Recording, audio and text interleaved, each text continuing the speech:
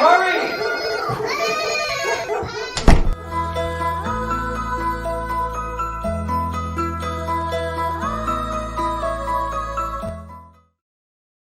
Hi, welcome to Mom Cave Live, where we may have lost our minds, but we haven't lost our sense of humor. And as usual, Instagram is lagging behind and I'm trying to get it. There we go. Now we're live on all the places. Okay.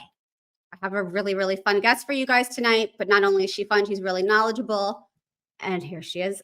Welcome, Lady Doctor Kelly Culwell. Hi. Hello. Hi. I love the intro, by the way. Oh, thank you. Those are my real family members really being loud and annoying as they do. Wow. Nice. Puts you in the mood. Definitely puts you in the mood. Hide in your mom cave. You may hear them at any moment. They were all arguing upstairs just before we went live. Anyhow.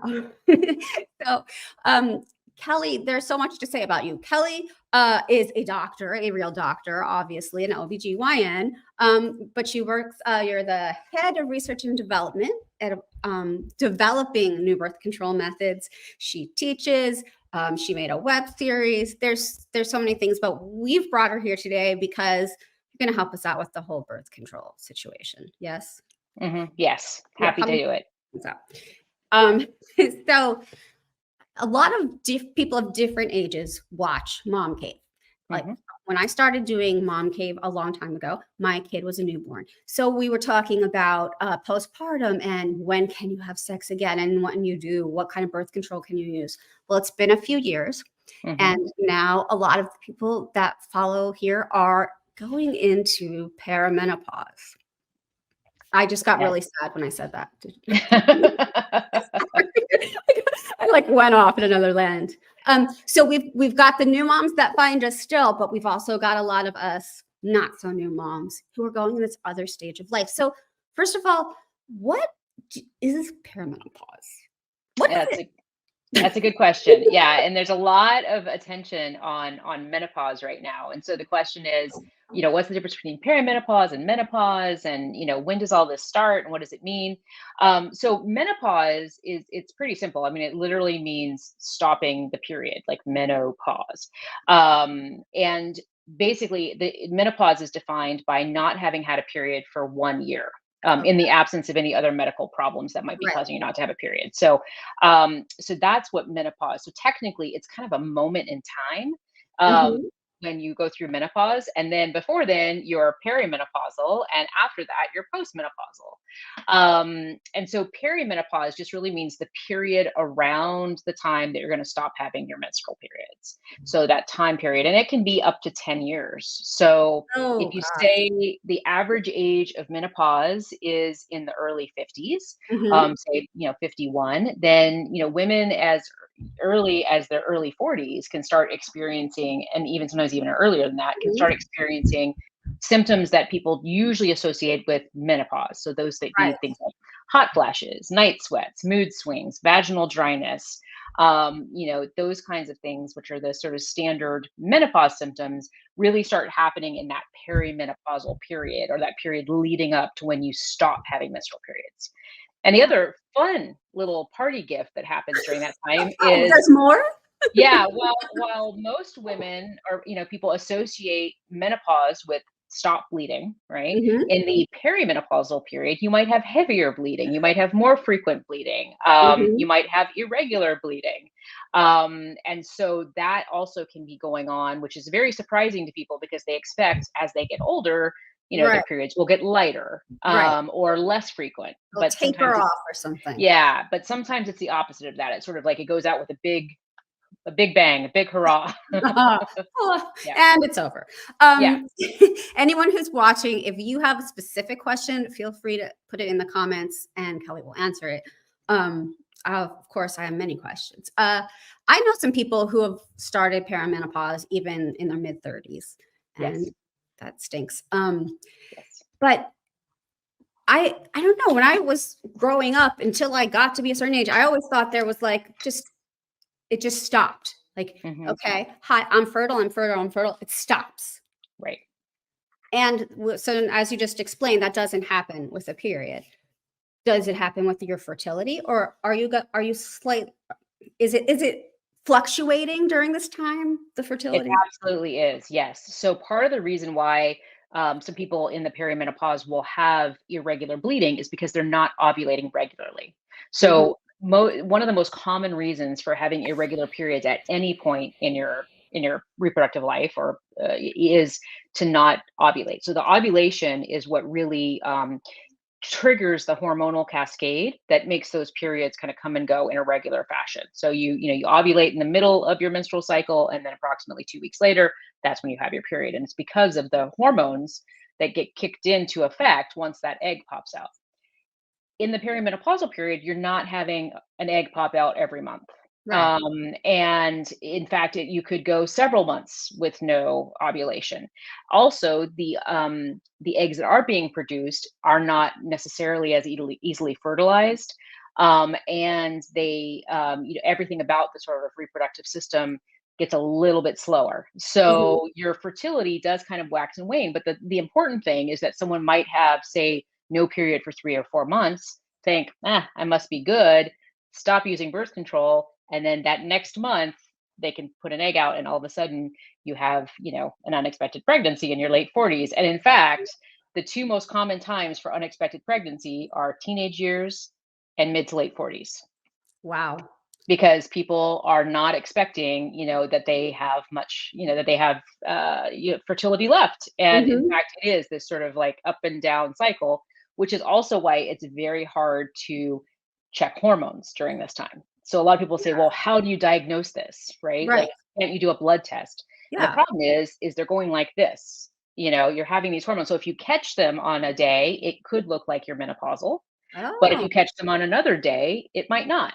And so that's why it's a little bit difficult to tell someone, okay, you don't need birth control anymore, right. because next month you might. Ugh. So it's definitely a challenge in that sort of, yeah, late 30s to early 50s time period. Yeah. Would you say that there is an age where it's just too risky to risk getting pregnant? No, I don't think so. I think, obviously the risks of pregnancy go up with age. Mhm. But more importantly, they are related to your health, right? And so, I have seen many very healthy pregnancies in women in their 40s, and even in early 50s. I've Mhm. seen healthy pregnancies. Wow. I think all of us who have been through a pregnancy, and are now in our 40s and 50s, recognize that we might not have the stamina I that know. we had when we were pregnant. So you have to think about that. I mean, Right. it We is already feel tired and gross and bad, and yeah, we're not even pregnant, so yeah, it is a huge burden. Pregnancy is a huge burden on the body. There's no question about that. And so that's why, I mean, it definitely puts people at pregnancy is a health. It's risky. You Mhm. take, you are risking your life when you get pregnant, actually. Um, and that does increase with age, but I would not say there's an absolute cutoff, Okay. where you absolutely should not get pregnant, because it really depends on your health, Of course. and yeah, and each person's sort of individual situation. Stephanie on Instagram says, "Yeah, that's why I have an IUD at 39 because I don't want any surprise pregnancies." So, Yes. yes, she has that. So now that we're going to talk about some specific methods. Hmm. What do you think is the best method in perimenopause? Well, what we always say is, the best method is actually the best method for you. The So the one that most of you'll stick with and you exactly, the do. most effective method for any individual person is the one that they can use consistently and Yeah. correctly. Mhm. And so IUDs can be a great option at any age, because they're sort of a set it and forget it type method, Mhm. right? So there's two different kinds of IUDs on the market right now. There's the non-hormonal, which is a copper IUD. There's only a single copper IUD right now. And then there's the hormonal, which is kind of a group of IUDs that have the same hormone, just a variety of different doses. And so they're good for different periods of time. The Both of them have some advantages in the perimenopausal period. So the non-hormonal one, obviously, no hormones, you'll continue to have your menstrual cycle. So that will, you can sort of monitor your own kind of cycle and see if how things change. And so you'll have a sense of, if you stop having periods, that's more likely to be related to menopause rather than any birth control that you're taking. So Right. you can kind of continue to monitor that. The downside with the copper IUD is that sometimes, especially the one that's currently available now, it can cause heavier menstrual bleeding and Mm, more painful menstrual bleeding. And in the perimenopause, when you're already kind of maybe having some of those months that are a little heavy, that can be a challenge. The yeah. the hormonal IUDs, there's some real advantages to those in the perimenopause because so one thing that people will sometimes talk about is hormone therapy in Mhm. menopause. So when you're having those hot flashes, night sweats, mood swings, one of the best ways to treat those is, especially in the short term, is hormone therapy. Mhm. And for women who have uteruses, we need to use both estrogen and a progestin. So Mhm. estrogen is what's helping your symptoms. So it's a low estrogen situation that's causing your hot flashes, your vaginal dryness, some of your mood swings, even muscle aches, difficulty Mhm. sleeping. Um, but you can't just take estrogen if you have a uterus because estrogen Mm. actually causes growth of the lining of the uterus. Okay. And so you need to take a progestin, which counters that estrogen to keep that lining from overgrowing and becoming precancerous. Wow. So the nice thing about the hormonal IUDs is they are progestin based. Mhm. So you can actually have that hormonal IUD and take your estrogen either orally or by a patch or even a ring, Mhm. vaginal ring. So you can take your estrogen and not have to take a separate progestin because you already have it in your IUD. So your IUD is protecting your uterine lining. So that's a nice benefit. It also the hormonal IUDs also decrease menstrual flow. So Mhm. again, in this perimenopausal period where, sometimes you're having very heavy bleeding from month to month, these hormonal IUDs can help decrease that. So those can and plus both types of IUDs are highly effective and they're sort of set it and forget Right. it. If your life is crazy in this period of our lives, most of our lives are crazy between work and parents and Mhm. kids. Right. An IUD is a thing you don't have to remember to do something every single day. So Yeah, that's great, not having to worry about it. yeah. What if you don't wanna put an IUD inside your body? What are some other options? Yeah, absolutely. And that's the thing is it's not one size fits all. There are some people Mhm. that an IUD is never going to be appealing. And some Mhm. people who just can't tolerate it. They can't tolerate either the insertion or having it in or anything like that. So there are basically any options that are available are totally appropriate for perimenopausal women. The only exception is if you are a smoker Mhm. or you have some health conditions like high blood pressure or heart conditions. Mhm. But if you don't have those conditions, or I'm sorry, migraines are another one. If you don't have those conditions or any other sort of health risk factors, you're pretty much open to take any method. One method that can be good in the perimenopausal period, which because it can help ease the transition, is birth control pills. Mhm. Either the pills, the patch, or the ring, actually, because both of all three of those methods have both estrogen and progestin in them. And so what they do is they actually regulate your cycles. Mhm. So when you're having all these crazy up and down cycles, they help to keep a cycle regular, not too heavy. They also provide they're about 3 times as strong as menopausal hormone therapy. So if Oh, you're having hot flashes, night sweats, etc., they're going to treat those wow. and also provide you with contraception. So if you're someone who can tolerate hormonal birth control and you don't have any health risks that make it not safe for you, that can be a very good option in the perimenopause as well. I did not know that, so that's very good. So Yeah, then why I'm getting very basic here. People are gonna think I'm yeah, dumb, but I'm trying to be very basic about everything. that's good. Why don't we just take birth control forever then? Why don't we just take it into our old age? Yeah, well, it is a very high dose and it's more Mhm. than you need. So when you talk about sort of if you were going to take menopausal hormone therapy just to sort of replace what is falling during menopause, like I Mhm. said, the dose would be about a third of what it is in a birth control pill. So you would be overdosing yourself if you continue to Ah. take birth control. And birth control is not without its risks. Mhm. So hormonal birth control, there are risks even for any women of any age. So it does increase your risk for blood clots. It can increase your risk for heart conditions as well. In some women, it might increase risk for breast cancer, although that risk is extremely low compared to its benefits. So it actually decreases your risk of uterine cancer, decreases your risk of ovarian cancer, decreases your risk of colon cancer. So it definitely has a lot of positives, but it is a medication that does have side effects, does have some risks. So we wouldn't keep someone on it forever, Right. because as you get older, those risks are only going to increase. But And does so there if you still needed, yeah, go ahead. does there come a time when your body figures this out and it's like, okay, I'm done. I'm old now. I'm going to be healthy and stop doing this whole hormone thing and torturing the woman. Is there a time? Does Yes, it ever like level off? it does. It does. Yeah. So when you get through the sort of the menopausal transition, Hmm.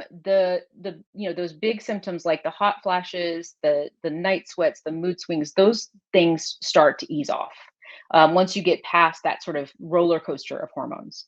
However, once you get into the true menopausal, postmenopausal period, you still don't really have much circulating estrogen, if any. So you're gonna things that will continue will be like vaginal dryness, pain with intercourse. Those kinds of things will definitely continue. And so that's why in the postmenopausal period, even if you're not taking oral or transdermal or the patch for menopausal hormone therapy, sometimes you can just take vaginal estrogen, which actually doesn't have any of the risks that the oral estrogen or transdermal estrogen or birth control have. It really is just a local effect. So for postmenopausal women who are still having problems with vaginal dryness, pain with intercourse, frequent urinary tract infections, which sometimes comes from a lack of estrogen, just using vaginal estrogen is something and that's something you can use forever. You can use vaginal estrogen for the rest of your life if you need to. Great. Good to know. Okay. I have a very this is obviously a personal issue I'm having, so let's just put it on Sure. the internet. What about these mood swings and like rage? Is that part of perimenopause? It absolutely is. Irritability, rage, yes, mood swings, absolutely. It's the hormonal fluctuations that are going on. Now, in addition to that, obviously, we are also in a period of our life where there's a lot of stressors on So much us, going right? on.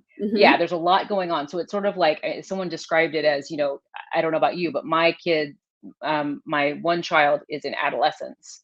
And Hmm. then, I've got my elderly parents. So Oh yeah. I'm hitting perimenopause, my son's hitting adolescence, and and it's also usually the peak of our careers and our earning Right. potential. So like we're busy at work, we've got crazy pubertal kids, our parents need a lot of We need assistance, and help. then our hormones are going all over the place. So yes, irritability is very, very common during this time period, and it is related to hormones. It can be helped with hormone therapy, Hmm. but there are also other options that you can look into that are not hormone Moving therapy. out and like ignoring your family. Yes, actually moving to Bali, Mhm. I think Okay. is It's a one good thing that's option. recommended. We write a prescription for that. Yeah. Yes, no, but things that a lot of times people don't like to hear. Things are in your head or anything like that, and it's really not. It's not in your head. It's just that your mind and your body are really connected, right? Yes. And so this irritability is both a bio. It has a biological cause, but it's got sort of a mental effect, right? So Hmm. this is all connected.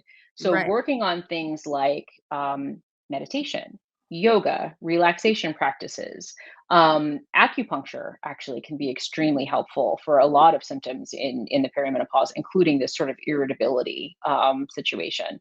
And then there are other prescription medications as well. So there are some antidepressant medications, which have been successfully used in the perimenopausal period to help with some of this irritability, but also some of the symptoms of depression that we experience Yeah. during this time as well. So, there's a lot of options, but that's very common and it's very normal. And I think Mhm. all of us are experiencing it at one level or another that are in this age. My oldest is 13 and I had him in my mid to late 30s. So I was like, you have a kid when you're in your 30s and you can like start shaving together.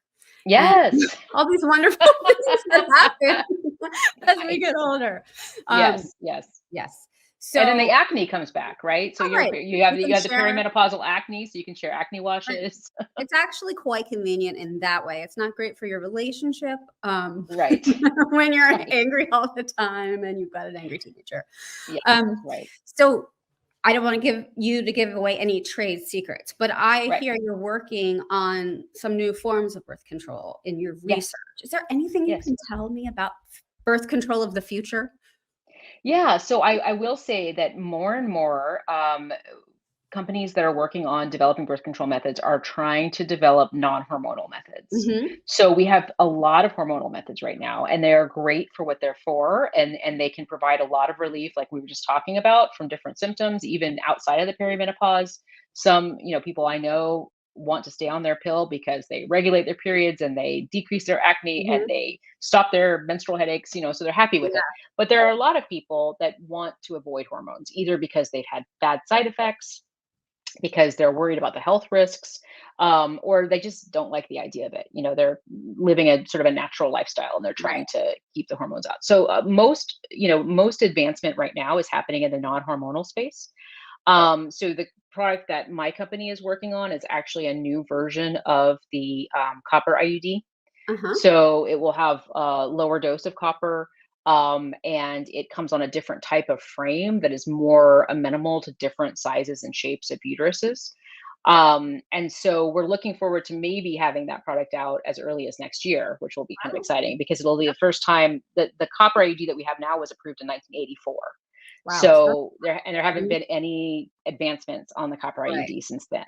Um, some other, options that there's some other kind of on-demand options that are being Mhm. looked at to work with sort of the cervical mucus. So one thing that we know, so if you've ever done sort of fertility awareness, Mhm. kind of monitoring your cervical mucus, you know that your cervical mucus changes, right, around the time that you ovulate. So you can imagine if you could sort of harness the cervical mucus to make it thick and inhospitable at any time of the cycle, Yeah. then you could potentially prevent sperm from making their way up. So there's companies that are working on that. So for the potential If to my anger isn't making it inhospitable enough, exactly, exactly. the cervical mucus.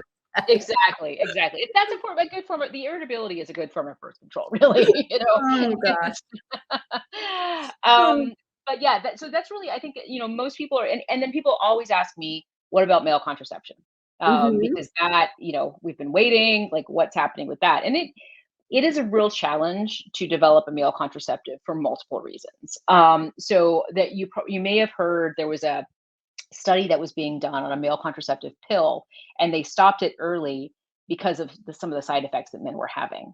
And they were having like You side mean effects. both They were, moods. I know, exactly. That's what everybody was like. They had side effects Mm. like mood swings and, Oh, and in right. depression and irritability. And people rolled their eyes, which, we're Mhm. all like, yeah, we've been dealing with this for, 60 years, but thank you. Um, but the big problem with when you study a birth control method in men don't have the risk of pregnancy. As much as they would like to Right, right. participate in the whole Yes, thing, they don't have the physical risk of pregnancy. right. And so because of that, their risk benefit ratio is a bit different. Mhm. From a medical perspective, not Yes. not whether or not they're weenies or whatever, that's Right, one thing. right. But from a medical perspective, we do have a different risk benefit because really any birth control method that we take is Mhm. safer than pregnancy, Wow, without question. I've never So thought of it that way. yeah, so the risks that you think about with hormonal birth control, like blood clots and heart disease and stroke and things like that, it's multiplied tenfold in pregnancy. Mhm. And so that's why, in addition to the fact that, I think women are just sort of, we've learned to just suck it up. But from a medical perspective, we can accept a fair amount of risk because the alternative being pregnancy. Mm. Whereas men, that's not their alternative. And Right. so it has been somewhat challenging. But there are some studies right now. There's a gel contraceptive for men Mhm. that is pretty advanced in clinical studies. And it's a hormonal contraceptive, but it has shown real promise, and it's currently being studied in the US, which is, that's kind of critical. There are some Mhm. methods, like there's this one method that keeps coming up that's kind of this reversible vasectomy that was Yeah. developed in India, And it has great clinical data in India, but the problem is that if you don't have clinical data in the US, it's never going to get approved here. So you have to, and it's very expensive to do those studies. Okay. So that's been the challenge. But I do think that I think we're not as far off from a male birth control method as we have been in the past, which I've usually just said, I don't know, but I think we're getting closer. That will be very interesting for us all. I have a question here. Yeah. Jessica says, will the new copper IUD still have the possibility of heavy flow and more painful periods? Yeah, so the data that we've seen thus far shows that it should be less than the current copper IUD, but the women in the studies there were still side effects. Some women did experience heavier menstrual bleeding or menstrual cramps with the IUD, particularly in the first 3 to 6 months. But what we see is fewer than half the women that we expected discontinued because of that.